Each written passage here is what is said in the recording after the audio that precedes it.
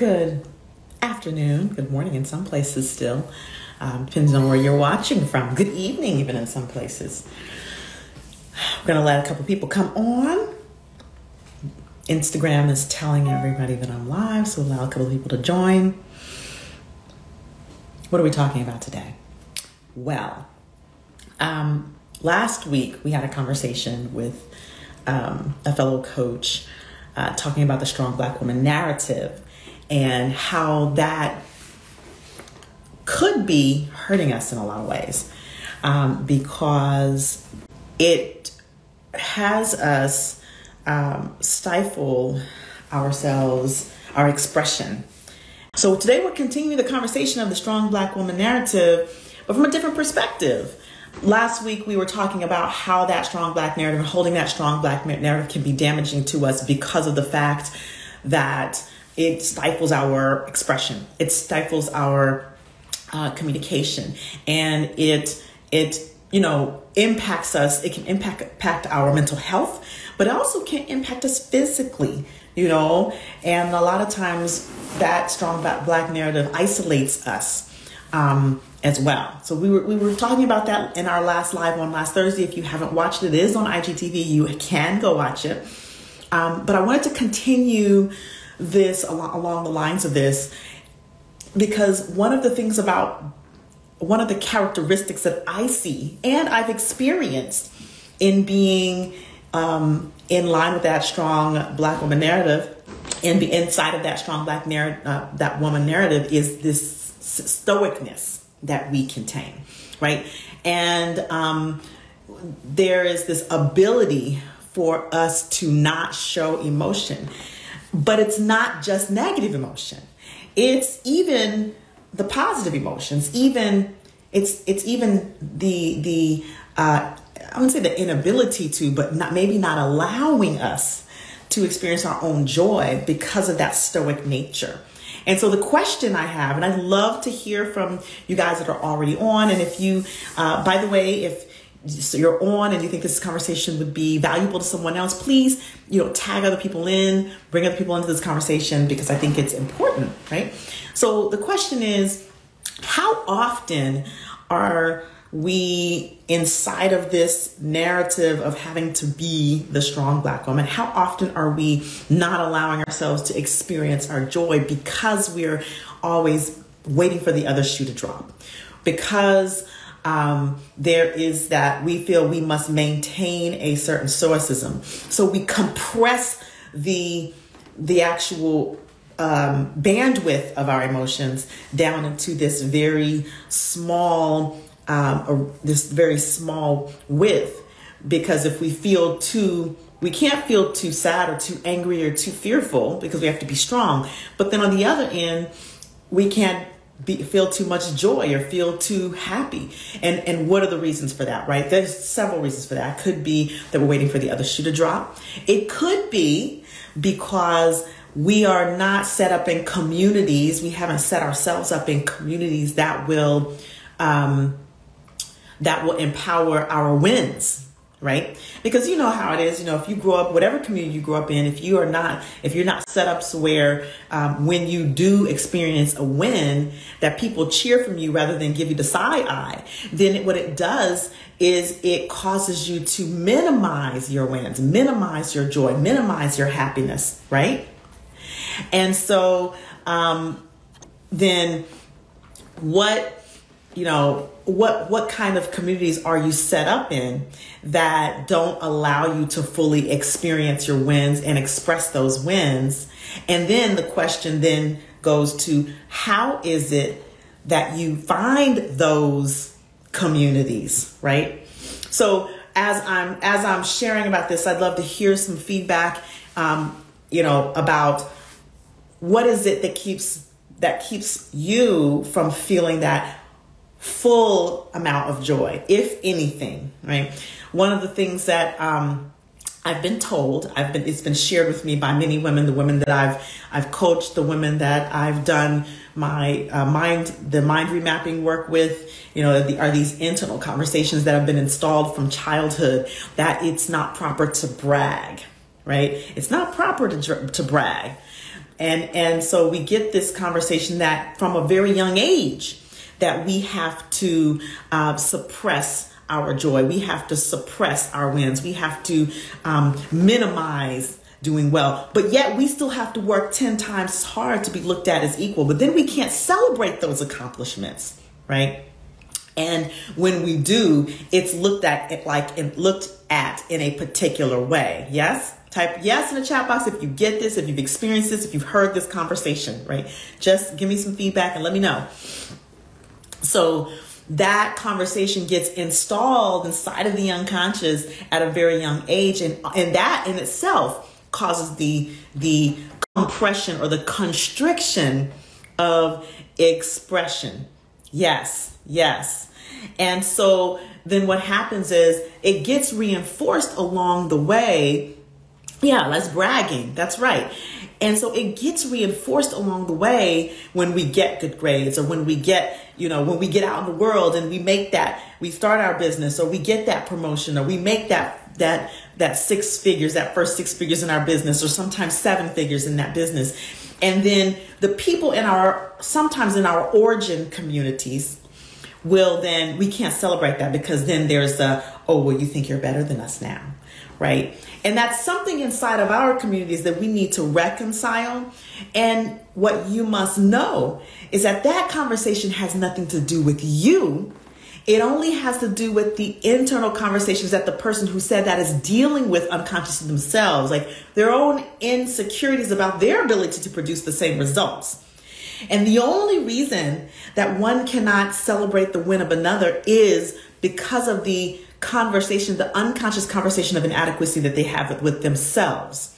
So that is one thing we have to really get clear about as Black women who are highly accomplished or moving in that direction. Now, I'm also going to flip side it and say, if you've ever found yourself in a situation where someone is winning and you may not say it out loud, but you have the thought, because let's face it, we're human. We may be guilty of it, right? We're all guilty of it. Might be side-eyeing someone else. What there is to do is not beat yourself up about it.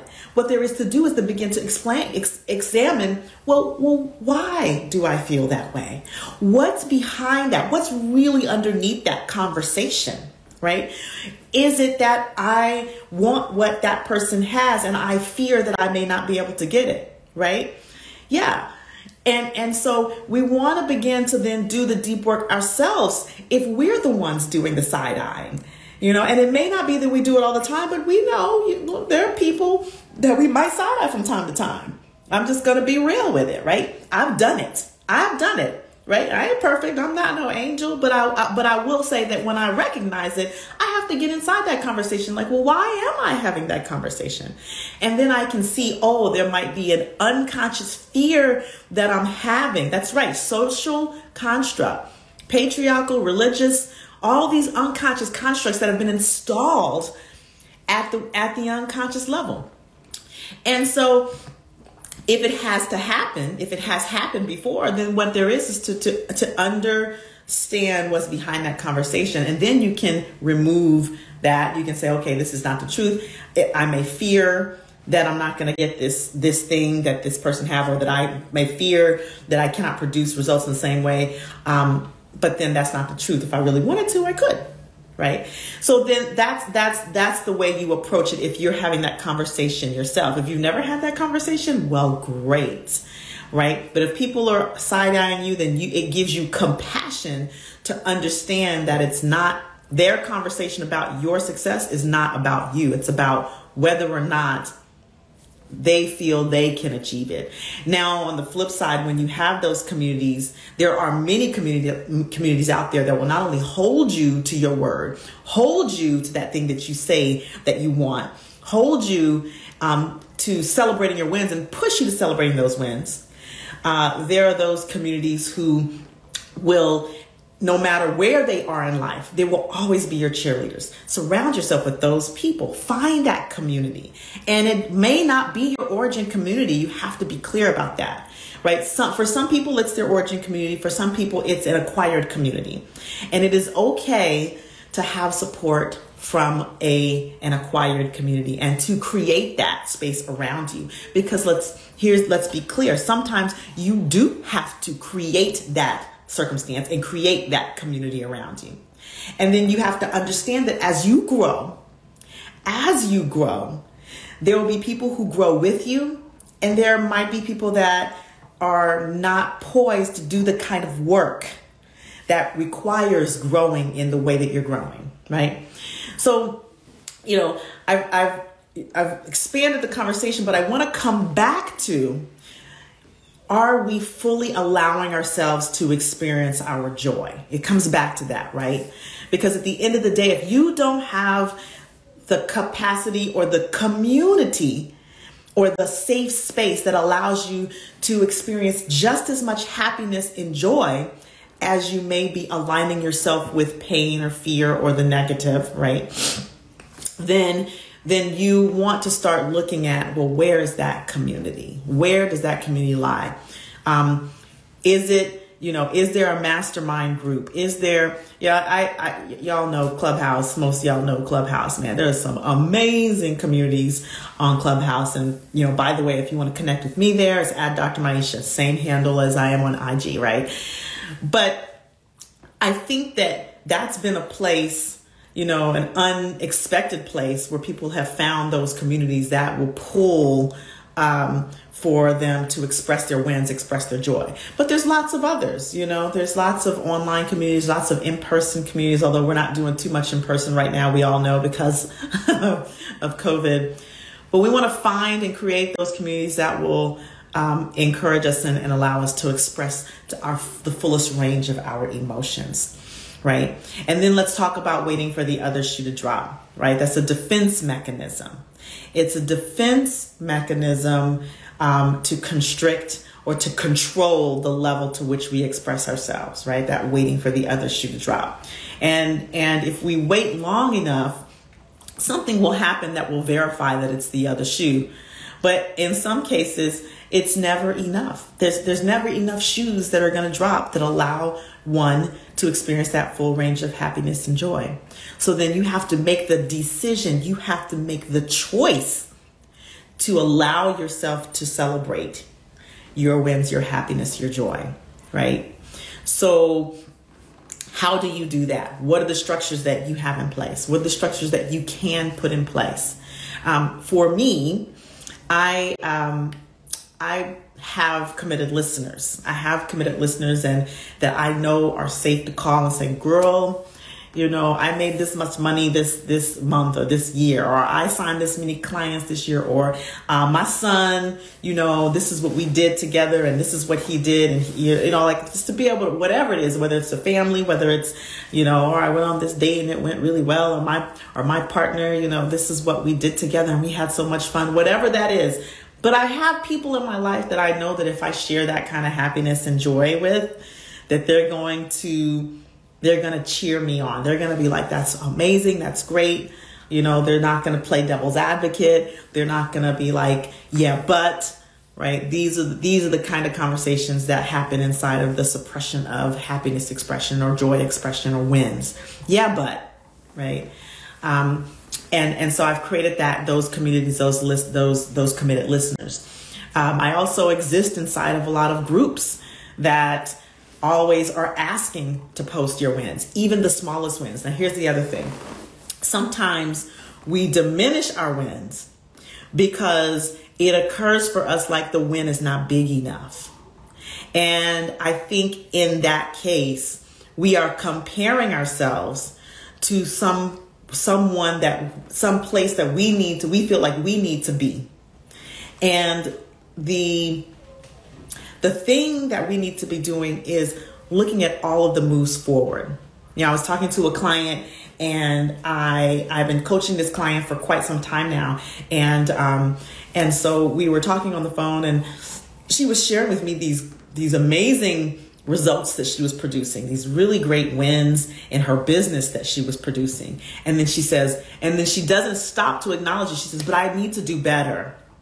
And so I had to stop the action and say, listen, you forget that I remember the conversation of when we first got on the phone and where you were struggling here and struggling to find clarity and struggling to find your vision and struggling to find to know that you could do it at all. And now here you are only, months later producing these amazing numbers in your business, And so I think that we sometimes when we're so in the thick of it's got to get done or keep it moving, the keep it moving narrative. So that's a narrative we tend to have. We just got to keep it moving, right?